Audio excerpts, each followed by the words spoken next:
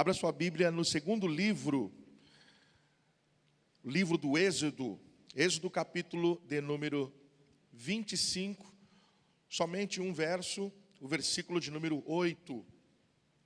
Glórias a Deus. Enquanto você encontra o texto bíblico, eu glorifico a Deus por mais essa oportunidade de nós estarmos na presença do Senhor, podendo glorificar a Deus, podendo adorar ao nome do Senhor. O salmista, ele disse que era preferível ele estar um dia na presença do Senhor do que 1000 vezes lá fora, em outros lugares onde Deus não se faz presente. Para nós é uma honra, é uma riqueza muito grande. Louvado seja o nome santo do Senhor. Quantos encontraram o texto bíblico e podem dizer amém? Êxodo capítulo 25, verso 8 diz assim: E me farão um santuário, eu habitarei no meio deles.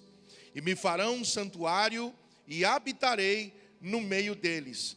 Conforme tudo que eu te mostrar para modelo do tabernáculo e para modelo de todos os seus móveis, assim mesmos o fareis.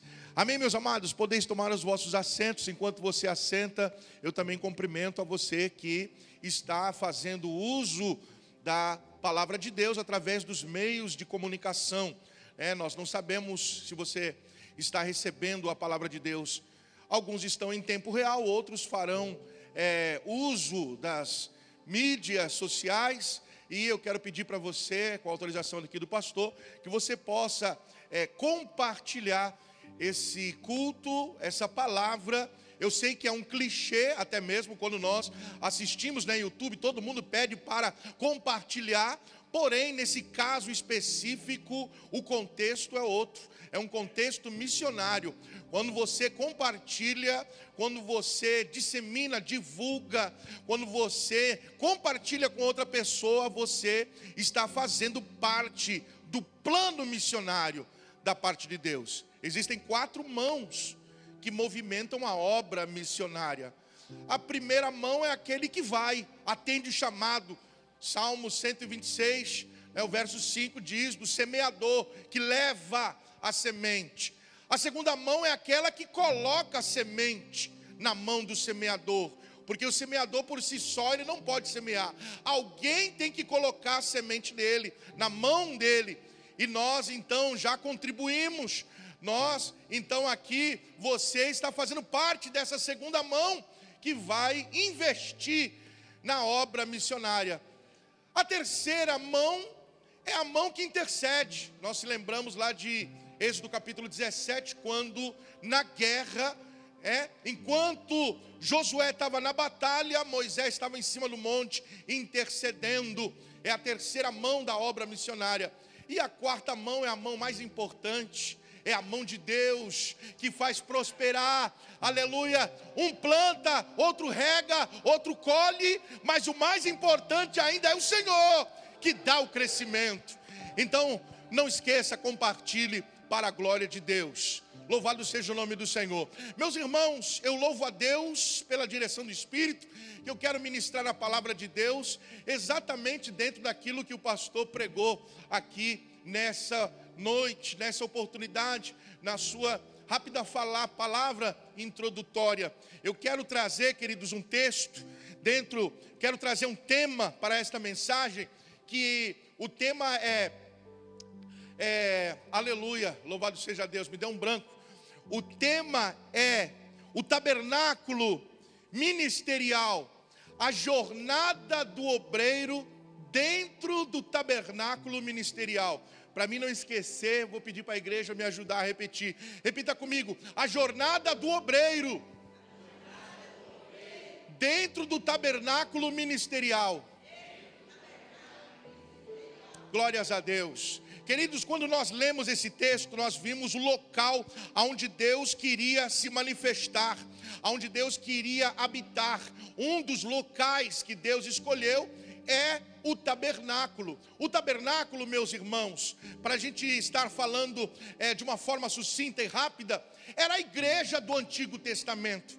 Era quando o Senhor resgata o povo de Israel ali, ainda quando o povo era hebreu, ali do poder do Egito. o Senhor vai dizer para Faraó: deixa o meu povo, para que eles me celebrem, para que eles me cultuem no deserto. E o Senhor dá uma ordem para Moisés, para que ele crie, então, para que, conforme o modelo daquilo que ele visse, ele então confeccionasse um tabernáculo. E o tabernáculo, querido, ele tipifica, ele aponta para algumas direções, e a primeira direção é para o próprio Deus. O tabernáculo, ele simboliza o Pai, o Filho e o Espírito Santo, porque o tabernáculo ele é um, mas também é três. Ele tem o átrio, ele tem o lugar santo, e ele tem o lugar santo dos santos, e isto representa a Trindade. O tabernáculo também ele representa o próprio Senhor Jesus. Tudo que nós estudarmos hoje, em breves palavras, apontam para Jesus. É como está escrito em João, capítulo 14, versículo 6. Jesus disse: eu sou o caminho, a verdade e a vida. Ninguém vem ao Pai a não ser por mim. Ou seja, Jesus, ele era o próprio tabernáculo. Mas o tabernáculo, ele também aponta para uma outra direção. Ele aponta para nós. Nós somos o tabernáculo.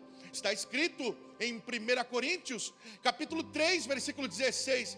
Não sabeis vós que sois o templo de Deus, e que o Espírito de Deus habita em vós? Então, também nós somos um tabernáculo. Aleluia. E quando nós estudamos o tabernáculo, eu pude descobrir, eu pude entender, eu pude aprender com o Espírito, que é o plano de carreira de Deus na vida do obreiro. É o plano de carreira de Deus na vida do cristão.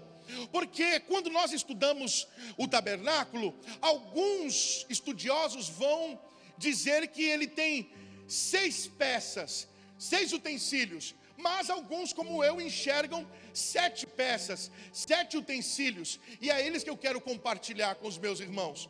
Para nós entrarmos dentro do tabernáculo, a primeira peça é a porta. O primeiro utensílio é a porta. E a porta, ele é o próprio Jesus. Está escrito em João, capítulo 10, versículo 9, que Jesus, ele é a porta. E a porta, meus irmãos, ela fala de um elemento de mudança, pastor. Quem entra na porta recebe uma mudança poderosa na sua vida. E pelo menos 3 benefícios que nós queremos discorrer através do versículo. O primeiro benefício está escrito: receberá salvação.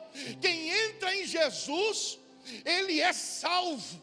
E não somente isso, mas eu acredito de uma forma tão poderosa da salvação, que eu acredito no que está escrito em Atos, capítulo 16, versículo 31, que quem crê no Senhor Jesus será salvo, ele e a sua casa. Isso é muito forte, querido. Aleluia. Nós sabemos que a salvação é individual, mas quando um crente, quando alguém daquela família aceita Jesus, ele vai começar a orar, ele vai começar a interceder, ele vai começar a pagar preço, ele vai começar a buscar a Deus, para que o Senhor salve toda a sua casa. Então esse é o benefício de que Deus, ele tem para você, meu irmão. Você que aceitou Jesus, há uma promessa de salvação para a tua casa. Quantos aqui nessa noite podem levantar a sua mão e dizer como Josué: eu e o Senhor, eu e a minha casa serviremos ao Senhor? Aleluia. O primeiro benefício para quem entra na porta é a salvação. O segundo benefício, ainda em João capítulo 10, versículo 9, há uma expressão na parte B do versículo que diz assim: entrará e sairá. Aleluia.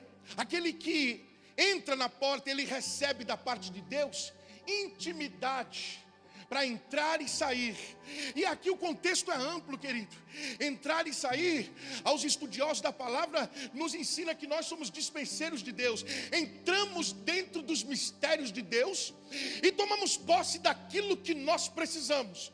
Seja qualquer coisa, seja cura, seja providência, seja resposta, ou seja, a intimidade com Deus. O terceiro benefício, aleluia, está escrito ainda: achará pastagens. Pastagens fala dentro de um contexto de ovelhas, Ou seja, alimento, providência, aquilo que você precisa. Aleluia. Você pode, queridos, meditar um pouco sobre isso, porque está escrito em Isaías, capítulo 64, verso 4, que nunca se viu, nem com os ouvidos se percebeu um Deus além do Senhor, que trabalha para aquele que nele espera. Você está aqui, mas Deus está trabalhando ao teu favor. Você está aqui, mas Deus está trabalhando em prol da tua vida. Existem questões que você está apresentando a Deus, que Deus está trabalhando. Mas existem questões que você nem apresentou a Deus, mas mesmo assim Ele está trabalhando. Porque não existe um Deus como o nosso. Aleluia. De maneira que quando eu estudei, queridos, o tabernáculo, eu pude entender que isso fala conosco. Porque quando nós se apresentamos diante de Deus, nós começamos, dentro do contexto teológico, nós éramos criatura. Quando entramos na porta, se tornamos filhos. Mas dentro de um contexto ministerial, nós éramos visitantes. Vamos colocar assim, visitantes. Quando nós viemos para a igreja pela primeira vez, éramos um visitante. Inclusive, eu costumo dizer que o culto de domingo é para duas pessoas. Primeiro para Deus, depois para o visitante. Aleluia. Eu não sei se aqui ainda se canta a música Visitante, seja bem-vindo. Eu não sei, mas faz parte do contexto cristão, evangélico e principalmente da Assembleia de Deus. Quando você é um visitante, tudo naquele culto é para você. Você tem todos os benefícios, mas nenhuma cobrança. Aleluia. Nenhuma obrigação. Todos os benefícios, todas as bênçãos são para você. E você não tem nenhuma obrigação. Mas quando você aceita Jesus, entrou na porta, aí a tua situação muda. Agora você não é mais um visitante, você é um congregado. E é nesse contexto que eu louvei a Deus, porque eu perguntei: Senhor, sobre o que o Senhor quer falar? E o Espírito de Deus, usando a boca do pastor, que você precisa congregar, faz parte do projeto de Deus. Quando nós aceitamos a Jesus, nós se tornamos congregados. Nós recebemos todos os benefícios e uma única obrigação. Qual é a obrigação? Vir nos cultos, só isso. O congregado, ele só tem que vir ao culto. Ele vai conhecer a palavra de Deus, ele vai conhecer a igreja, ele vai conhecer os irmãos. Então ele é levado dentro, ele está no átrio, ele está no lugar descoberto, ao céu aberto. E agora ele é conduzido ao altar do holocausto. Ele congrega e ele vai aprender o que é, aleluia, o altar do holocausto. O altar, querido, era um meio, antes ainda do tabernáculo, pelo qual Deus se manifestava. De uma forma implícita, lá no jardim do Éden existia o altar. Quando Deus, ele resgata Adão, quando Deus chama Adão, que Adão peca, cai, então o Senhor fala: a partir de agora, nós vamos se comunicar diferente. Nós entendemos que Deus levanta ali um altar e ensina Adão. Adão passa o ensinamento para Caim, para Abel. O ensinamento é passado de geração em geração para Noé, para Abraão, Isaac, Jacó. Eu gosto muito de Jacó porque ele, Gênesis capítulo 28, o segundo altar é em Manaim. O terceiro altar é Peniel, quando ele tem aquele encontro com Deus. E por que eu estou falando isso? Porque assim como Jacó, Abraão era o homem do altar. Aonde ele ia, ele levantava um altar. Pelo que nós entendemos que nós temos que ter altar. Um altar na igreja. Aleluia. Mas um altar dentro da minha casa também. E um altar no meu emprego também. E um altar na minha escola também. De maneira que os ambientes são diferentes, mas eu sou o mesmo. Aonde eu vou, eu tenho o altar. Aleluia. E o altar, ele é o símbolo da cruz. Quem aceita Jesus, ele é levado até o altar máximo, que é a cruz do Calvário, onde a gente vai aprender então a morrer para o mundo. Gálatas, capítulo 2, versículo 20, o apóstolo Paulo parece que recebe um convite do mundo, e ele diz: não dá para me atender, porque eu já estou crucificado com Cristo, e vivo não mais eu, mas Cristo vive em mim. E a vida que eu agora vivo na carne, eu vivo na fé do Filho de Deus, que me amou e se entregou por mim. Então eu sou levado ao altar.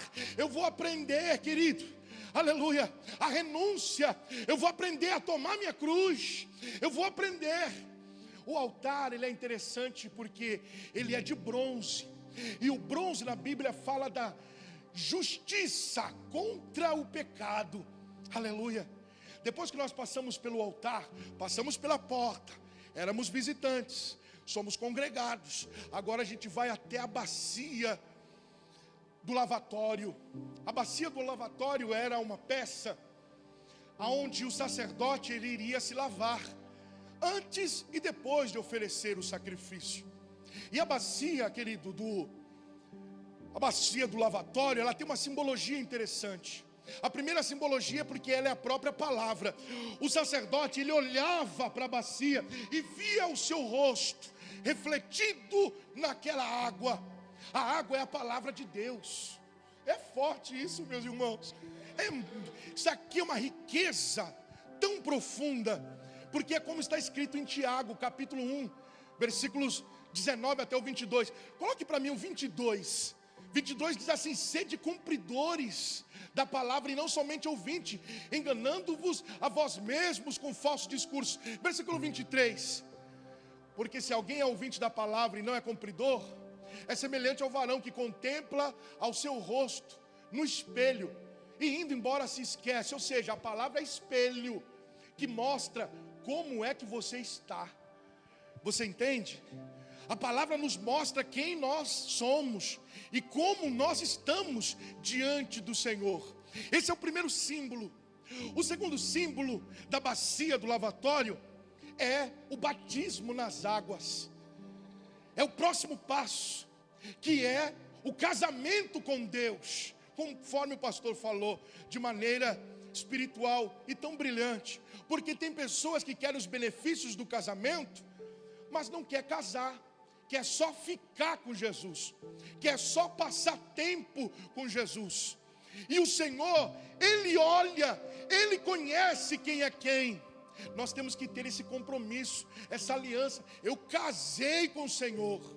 Batismo nas águas, querido, é a expressão máxima, aleluia, da prova da tua fé.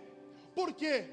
Porque a palavra do Senhor, ela diz na carta aos Hebreus, capítulo 12, que nós que estamos rodeados de uma tão grande nuvem de testemunha.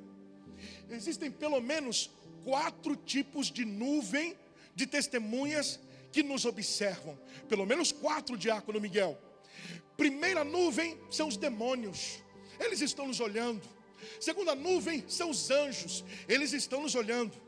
Terceira nuvem é a igreja também nos olha. Quarta nuvem é o mundo também nos olha. E todos esperam, aleluia, o reino espiritual, o mundo espiritual tem uma expectativa em relação a você. Vai ou não vai? É crente ou não é crente? Casa ou não casa? Toma ceia ou não toma? É ou não é? Quando nós estamos, meu irmão, não tem como retroceder. Algumas pessoas, elas vão... Você está percebendo que é uma caminhada? Você está indo, aleluia. Você começou como visitante, você está indo agora como congregado, e agora você está diante da bacia do lavatório, diante do batismo. E quando você se batiza, querido, aleluia, isso é algo tão poderoso, tão forte. É uma elevação espiritual tão grande, meus irmãos, que nós vamos descortinar em rápidas palavras. Primeiro, querido, quando você se batiza, a Trindade se manifesta. Está escrito em Mateus capítulo 3, que quando Jesus se batizou, os céus se abriram e uma voz foi ouvida. o pai disse: este é o meu filho, este é meu filho amado. A identidade de Jesus foi revelada: ele é meu filho. Quando você se batiza, o pai está dizendo: ele é meu filho. As trevas não podem mais tocar em você. Aleluia. O mal já não pode mais, querido. Para tocar em você, tem que pedir permissão, porque agora você tem um dono. Nós temos um dono, aleluia. É Ele, querido, que manda na nossa vida. Esse é meu filho amado, em quem eu tenho prazer. Você sabia disso? Você que está nos acompanhando, eu não sei em que parte dos estados brasileiros ou de outras nações, você sabia que quando você se batizou, você trouxe uma alegria, um prazer ao coração do Pai? Aleluia. Isso é forte. E a elevação espiritual, ela é tão intensa, que agora você vai mudar de ambiente novamente.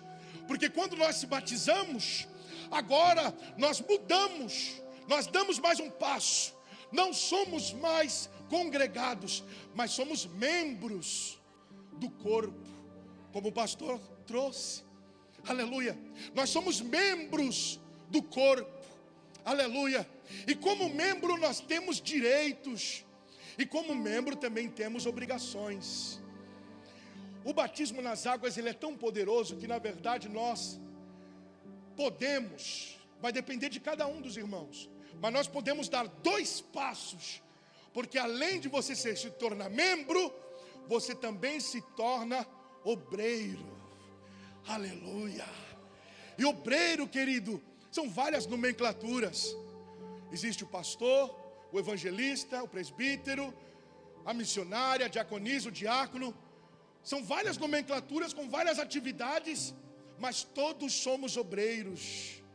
O cooperador, aquele que fica na porta, aquele que fica no som, todos somos cooperadores, todos somos obreiros. E agora nós vamos ter alguns privilégios como obreiros, porque quando nós se batizamos, nós entramos então no lugar santo. Porque se nós fôssemos dizer, queridos, nesse desenho, pastor, dessa congregação, o tabernáculo ele é em 3 partes. Amém, meus irmãos? O pátio, o lugar santo e o lugar santo dos santos. O lugar santo dos santos é como se fosse o púlpito. O lugar santo é onde está a igreja. E o pátio é a calçada. É a calçada. Então, meus irmãos, aonde é que a igreja tinha que ficar? Na calçada. Era lá, o culto era lá. Porque no lugar santo, somente um tipo de pessoa pode entrar. Quem são? Os sacerdotes. Então, se você está no lugar santo, querido, você é sacerdote de Deus. Aleluia. Está escrito, eu gosto desse método de decorar diversas passagens bíblicas, porque o Espírito ele vai te ajudando. Quando a hora der branco, ele te lembra algo. E ele me lembrou algo agora. 1 Pedro capítulo 5, 1 Pedro capítulo 2, versículo 9. Vós sois a geração eleita, o sacerdócio real, a nação santa, o povo adquirido, escolhidos para manifestar, aleluia, as virtudes daqueles que vos chamou das trevas para a sua maravilhosa luz. Aleluia. Você é sacerdote de Deus. Apocalipse capítulo 1, versículo 5 diz: e da parte de Deus que nos fez reis e sacerdotes, da parte de Jesus, o primogênito dos mortos, aquele que nos ama, em seu sangue nos lavou dos nossos pecados. Aleluia. Querido, o maior privilégio, meu irmão, quando nós entramos no lugar santo, é podermos estar na mesa, querido. A mesa, se você soubesse o significado da mesa, porque a Bíblia diz que há 3 tipos de mesa. A primeira mesa é mencionada em Jezabel. era a mesa dos falsos profetas, a mesa da corrupção, a mesa da mentira, da manipulação. Segunda mesa, ela está, meu Deus, estou tentando lembrar, mas não me recordo. Se eu não me engano, é 1 Coríntios capítulo 10, versículo 27, não me recordo agora, aleluia, que diz: a mesa dos demônios só valoriza a mesa do Senhor quem um dia esteve na mesa dos demônios. Meu irmão, eu já estive na mesa dos demônios, mesa terrível, mesa da morte, mas o Senhor me transportou, nos deu essa oportunidade, e para nós é algo maravilhoso. Porque como obreiro eu posso trabalhar na mesa. Primeiro, eu me alimento na mesa. Segundo, eu trabalho na mesa. Eu trabalho, querido. Você está trabalhando. Quando você exerce qualquer atividade, pastor, eu limpo a igreja, está trabalhando na mesa. Pastor, eu estou tocando teclado, está trabalhando na mesa. Pastor, eu estou fazendo parte do grupo de mídia da igreja, está trabalhando na mesa. Todo o teu trabalho é na mesa do Senhor, aleluia. A mesa simboliza Cristo como o pão de Kamanahaya, o pão que sacia a fome do mundo, aleluia, glórias a Deus. E é interessante, querido, que eu como na mesa, e a mesa, o Espírito de Deus me faz lembrar de Mefibosete. Mefibosete, que era especial porque era deficiente, tinha um problema na sua perna, não podia se assentar na mesa do rei. A mesa do judeu era uma mesa no chão, diferente da nossa, e ela também tinha esse babado. Quando Mefibosete sentava na mesa, o babado cobria as pernas. Todos se assentavam na mesa, o babado cobria as pernas de todos. E o que isso significa? Que no campo de batalha cada um tem as suas habilidades, tem as suas ferramentas, tem as suas capacidades, mas na mesa do Senhor todos nós somos iguais. Todos nós somos iguais na mesa do Senhor. Não tem grande, não tem pequeno, não tem rico, não tem pobre, não tem branco, não tem asiático, não tem, todos somos iguais. Aleluia. E nessa noite nós estamos sentados na mesa do Senhor, aleluia, a mesa dos pães da proposição. Meu Deus, a hora corre que é uma beleza, aleluia. A mesa, querido, então eu como na mesa, eu trabalho na mesa, mas eu também pego o pão da mesa e levo para alguém, aleluia. Porque, meu irmão, tem pessoas que só vão comer da mesa através do pão que você vai levar, aleluia, amém? Amém, jovem, amém, querido, entenda isso. Existem pessoas que não vão ouvir a palavra através dos meios, através de outras pessoas, mas somente através de você, aleluia. Deus conta com você. Leva o pão hoje, fala para o teu irmão, leva o pão hoje para alguém, leva pão, tem pão de sobra, leva o pão para alguém, aleluia. Quando nós passamos pela mesa do Senhor, o outro utensílio, aleluia, é interessante que quando nós entramos no tabernáculo, ele forma à nossa direita a mesa dos pães, à esquerda o candelabro forma o formato da cruz. O candelabro, queridos, os utensílios dentro do lugar santo já não eram mais de bronze, mas de ouro. E o candelabro, ele simboliza Cristo como a luz do mundo, mas ele também simboliza o meu e o teu testemunho. Está escrito em Mateus capítulo 5, não me recordo se é o versículo 19, que diz que nós somos a luz do mundo. Jesus, ele está dizendo nesse texto que ele vai usar, preste atenção, nós estamos no meio da mensagem e nessa hora a gente, aleluia, entenda que Deus vai usar o teu testemunho, Deus vai usar o teu testemunho para trazer luz para alguém que está em trevas. Alguém vai olhar para você e vai dizer: ele mudou, ela mudou, ele está diferente, ela está diferente, está crescendo, prosperando, alegre, bem sucedido.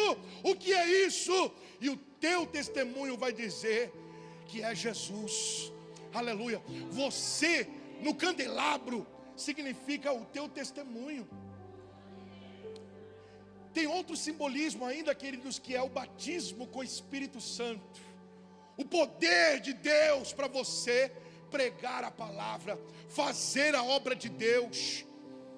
O candelabro, querido, quando a gente vai estudando ele minuciosamente, nós vamos entender que ele tem 7 braços, 3 braços à esquerda, 3 braços à direita, e cada braço tinha 3 amêndoas. Você pode ver depois na sua casa, cada braço tinha 3 amêndoas.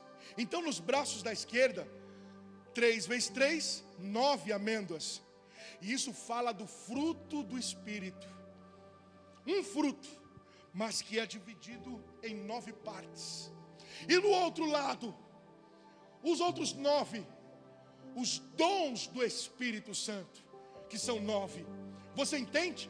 Você está sendo preparado. Você está percebendo isso, meus irmãos? Queridos, permita que eu traga, de repente, uma falsa modéstia, mas eu nunca vi um obreiro. Isso é coisas do céu que Deus nos deu, pastor. Coisa que Deus nos deu. Oh glória, aleluia. Deus está dizendo: se você seguir o plano que eu projetei para você, eu vou te equipar, eu vou te preparar, eu vou usar você com poder e com autoridade. Decoma na raia, está tudo isso à tua disposição. Aleluia. O batismo com o Espírito Santo está à tua disposição. O dom, aleluia, porque o dom, o fruto do Espírito é o amor, e ele vai se dividindo, ele vai se compartilhando em 9, aleluia, em 9 características. E os dons do Espírito, para que nós possamos fazer a obra do Senhor neste tempo do fim. Quando nós estamos no lugar santo, ainda há uma peça, que é um pequenino altar, o altar do incenso. O altar do incenso, ele é parecido com o altar do holocausto, só que ele é um pouco menor. Ele fala da vida de oração do obreiro, da obreira. Tempo com Deus, tempo a sós com Deus. Meus irmãos, eu confesso que quando eu vim hoje para cá, pastor, eu queria trazer uma outra mensagem. Eu queria pregar sobre o inferno. Estava no meu coração, porque na primeira vez que eu preguei, falei sobre o céu, certo? Então era a continuidade da mensagem, uma mensagem, Deus vai preparar. Mas o Espírito de Deus falou: não quero que você fale isso, fale sobre esse outro assunto. E eu falei: amém, Senhor. Oh, glórias a Deus. Deus, ele vai te direcionando. Quando você tem uma vida de oração, você vai falando com o Senhor e ele fala contigo, irmão. Deus é um Deus que fala. Uma das primeiras coisas que nós aprendemos quando aceitamos a Jesus é que a oração não é monólogo, não é só um que fala. A oração é uma comunicação. Você fala com Deus, depois você adora, e aí você fala: Senhor, agora fala comigo. Fala comigo, Senhor, eu orei, fala comigo agora. E o Senhor vai falar com você através da palavra, aleluia, através de outros meios, porque para Deus é infinitos recursos para o Senhor falar conosco. É através de pessoas, sendo elas ou não da fé, é através de situações, é através de imagens, é através de a natureza. Os recursos do Senhor são infinitos. Quando nós oramos, quando nós estamos dentro do tabernáculo, estamos então nesse altar do incenso. Esse altar era colocado ali especiarias para que se produzisse uma fumaça. E essa fumaça era um incenso, era um aroma agradável, que era um símbolo da glória de Deus. É como os músicos que quando estão aqui tocando, eles estão chamando a presença de Deus. Eles estão chamando o Senhor, preparando o nosso coração, aleluia, para coisas intensas, para coisas profundas. Louvado seja o nome do Senhor. Depois que nós vivemos essa experiência de oração, de aprender a caminhar com Deus, falar com o Senhor na oração, e a oração ela deve ser diária, ela deve ser todos os dias, querido. Deus me deu uma mensagem um dia, uma vez, no livro de Neemias, e no capítulo 2, fala que Neemias está diante do rei, e ali então, ele está nervoso, ele está abatido, o rei vai perguntar para ele por que ele está naquele semblante, e ali então, o texto diz que em uma fração de segundo, ele ora ao Senhor, ele ora a Deus, e depois ele conversa com o rei, e ali o rei se cria toda uma situação favorável para ele. E quando eu li aquele texto, eu fiquei pensando comigo, nossa, que oração rápida. Mas o Espírito de Deus me fez atentar para o capítulo 1, que mostra que Neemias, ele tinha 4 meses de oração. Ou seja, Deus estava me dizendo que a oração de Neemias estava em dia. Preste atenção nisso, que isso aqui é manto. Como diz os novos pregadores, isso aqui é uma chave. A oração em dia. Como está a tua oração? A oração em dia é todos os dias contar a nossa história para o Senhor. Deus, a minha história, eu quero contar a minha história, Senhor. Porque geralmente, nós contamos a nossa história em oração somente em momentos específicos. É difícil, não é sempre, né? Você já parou? Eu quero fazer essa pergunta para você. Quantas vezes você contou a tua história para o Senhor no decorrer da tua vida? Quantas vezes você contou a tua história? Contar a tua história. Contar a tua história. Senhor, eu comecei assim, eu me lembro ainda quando eu era criança. Senhor. Então Deus está dizendo, coloca a tua oração em dia. Coloca a tua oração em dia, todos os dias conversar com o Senhor de maneira profunda. E ali então, os céus se descortinar para você. E o Senhor vai te revelar coisas profundas, coisas ocultas, como está escrito em Jeremias 33:3. Aleluia. Depois que nós aprendemos esse processo, nós vamos para o lugar santo do santo. Repare que isto tudo está dentro de nós. Você é o tabernáculo de Deus. Você é o tabernáculo. Tudo isso tem que estar dentro de você. O altar de Cristo, a bacia do lavatório, a mesa dos pães. Cada vez que eu paro, volto, vem uma revelação nova, pastor. Porque a mesa dos pães, se dentro de você tem uma mesa, então alguém se alimenta do que está dentro de você. Quem é que se alimenta? É Deus? Ou a carne? Ou demônios? Se alimentam do que está dentro de mim. Quando eu entendi então todo esse processo, eu entro no lugar santo dos santos, e ali tem um utensílio apenas, a arca da aliança. A arca da aliança, Arona Kodesh, ela possuía 3 utensílios lá dentro. 3 utensílios. O primeiro utensílio era as tábuas da lei. O segundo utensílio é a vara de Arão que floresceu. E o terceiro utensílio é o maná que desceu do céu. De maneira que, meus irmãos, prestem atenção nisso. Olha aqui na minha gravata, os irmãos que estão aí no fundo da igreja, preste atenção aqui na minha gravatinha. Oh, glórias a Deus, aleluia. As tábuas da lei continham lá 3 tipos de lei: a lei moral, a lei civil e a lei cerimonial. O obreiro, ele tem que conhecer as 3. A lei moral nós já sabemos, é a nossa vida moral, é o nosso rosto, é o nosso testemunho, a nossa vida. A lei civil é o nosso relacionamento na sociedade, a nossa ética, o nosso testemunho, o nosso rosto. E a lei cerimonial? A lei cerimonial, querido, faz parte do conhecimento do obreiro, em conhecer tudo que se há a respeito dos cultos da igreja. Como se abre o culto? Como se fecha o culto? Como se dirige o culto? Que tipo de culto é? Culto de domingo? Culto de ceia? Culto fúnebre? Culto de casamento? Como se faz uma visita? Como se ora por alguém que está endemoniado, que está enfermo? Como eu devo fazer? Eu sei que nós temos obreiros específicos, pastor, seus obreiros, mas todo cristão deve ter o conhecimento. Você entende isso, meu irmão?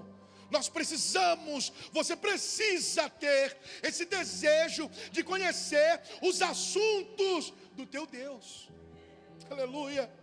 Porque, querido, você não sabe, meu irmão, mas pode ter uma hora em que Deus quer usar você. Aleluia. Numa visita, numa mensagem, para fazer algo específico. Aleluia. Deus conta com você. Então o obreiro, ele já está agora caminhando para a maturidade. Ele começou lá como visitante, ele foi como congregado, ele se tornou membro, ele se tornou obreiro. Ele tem essa responsabilidade, porque como congregado ele tinha a obrigação de vir ao culto. Como membro, eu esqueci da obrigação do membro. O membro ele tem duas obrigações: vir ao culto, vir aos cultos, todos os cultos, e participar da ceia. Participar da ceia do Senhor. Foi o que o Senhor disse. Ele disse: olha, tomai e comei, este é meu corpo. Isso é uma ordenança de Cristo. Aleluia. Agora, como obreiro, aí as obrigações dele aumentam um pouco mais. Ele não pode dizer não. Eu não quero ser aqui, querido, aleluia, meio que, eu não sei nem qual palavra utilizar. De repente desmancha prazeres. Mas o obreiro não pode dizer não. Se você é obreiro e você diz não para o teu pastor, você está sendo reprovado, querido. Não diga não, atenda a solicitação, sirva a ele como servindo ao Senhor. Porque o pastor também não pode dizer não. Se o Senhor disser para ele fazer algo, ele tem que fazer. Aleluia. E nós somos obreiros, servos do Senhor. Estamos caminhando também para um progresso. Quando eu estudo o relacionamento do Senhor com os discípulos, eu vejo que eles começaram como servos. E aí depois então, em João capítulo 15, ou capítulo 16, versículo 15, Jesus disse: já não vos chamarei servos, mas chamo de amigo. Porque o servo não sabe o que faz o seu senhor, mas o amigo sabe. Ou seja, agora ele é amigo. Só que quando Jesus ressuscita, pastor, ele diz assim para Maria: avisa lá os meus irmãos. Nós vamos evoluindo, você vai progredindo, você vai avançando no reino. E agora como obreiro, meu Deus, só tenho 5 minutos para terminar. Aleluia. Eu então preciso conhecer essas leis da obra do Senhor. Em segundo lugar, eu tenho que ter também dentro de mim a vara de Arão que florescia. Quando nós estudamos a vara de Arão, nós estudamos ali 3 pontos. Ela tem o broto, que simboliza Deus, o início, a fonte. Ela tem a flor, que é Jesus, que foi moído, e sendo moído na cruz, ele produziu um bom cheiro. E aí eu quero falar sobre isso rapidamente. Existem pessoas, eu cresci, queridos, em um ambiente rural. E nesse ambiente rural, de natureza, tinha uma aranha, pastor, que era chamada de Maria Fedida. Quando a gente pisava nela, pá, ela fazia um barulho, pó, e produzia um cheiro muito fedido. Nós chamávamos ela de Maria Fedida. Quando eu li essa questão, o Senhor falou para mim, no meu espírito, da vara de Arão, tem pessoas que é como Maria Fedida. Quando pisa no calo dele, quando ele é confrontado, ele produz a sua agressividade, o seu descontrole, a sua ignorância, a sua arrogância. No âmbito espiritual é um mau cheiro. Mas existem obreiros que quando são confrontados, quando são humilhados, quando alguém pisa nele, ele manifesta o bom cheiro de Cristo. Aleluia. Ele é como a flor de Jesus. Ele é como Jesus, que Isaías 53, lá nos versículos 4, 5, diz que Jesus foi moído pelos nossos pecados. E em terceiro lugar, dentro da Arca da Aliança, há ainda o maná. O maná é o pão que desceu do céu. E eu pedi ao Senhor, Deus, me explica isso. Fala comigo o que é pão que desceu do céu. Aí o Espírito de Deus, ele me fez entender, na oração do pastor, que nós somos peregrinos, forasteiros no mundo. Estamos caminhando, irmão. Nada do que nós temos, na verdade, é nosso. Tudo é de Deus. Tudo é emprestado. O Senhor nos emprestou. Todas as coisas que estão na tua mão é emprestado. Tudo. Nós estamos caminhando.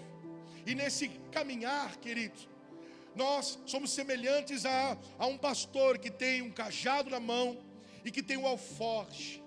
E no alforje, querido, nós levamos o pão. Aleluia. De maneira que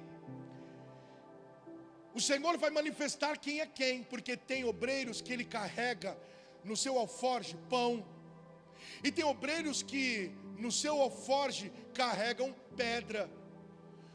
De maneira que não existe outra coisa, é só as duas coisas: ou é pão ou é pedra. Ou é pão ou é pedra. Tem pessoas que quando sabe do problema da igreja, ela vai, ou ela tem pão, pastor, palavra, uma palavra, ou ela tem pedra, ela vai atacar. Está me entendendo, meu irmão? Aleluia. Então eu preciso ter pão. Aleluia. Você precisa ter pão. Quando o problema surgir, quando alguém falar alguma coisa contra a obra, porque o Espírito de Deus usou a vida do pastor no início. Aleluia. Igreja tem problemas. Por que tem problemas? Porque ela é constituída de seres humanos. Se fosse só de anjo não ia ter, mano. Mas como tem seres humanos, tem problemas. Mas é nessa hora que a gente vai dizer quem que nós somos. Ou eu tenho pão, ou eu tenho pedra. Aleluia. Louvado seja Deus.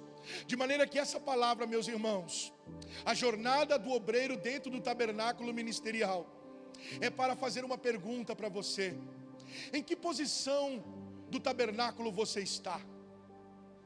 Você está no começo? Você está no meio? Você já está avançado? Aleluia. Eu quero fazer uma oração por você, com a autorização do pastor. Amém? Eu quero fazer uma oração por você que está aqui presente, e também por você que está nos acompanhando através dessa live, através das redes sociais.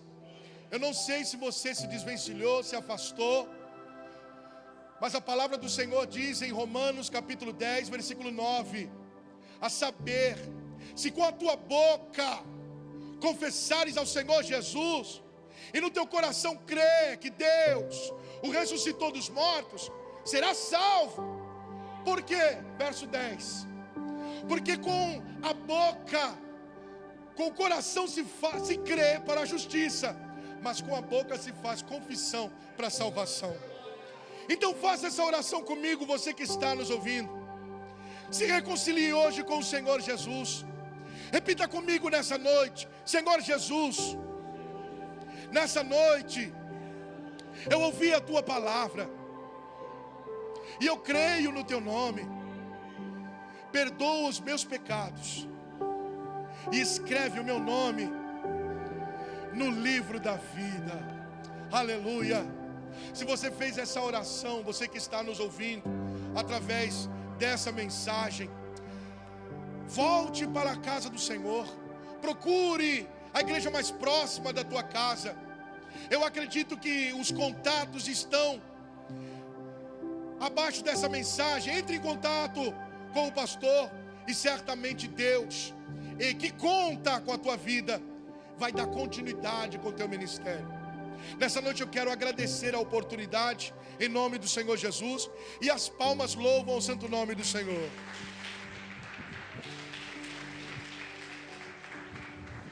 Maravilha. É verdade. Todos os dias nós devemos nos confessar a Cristo.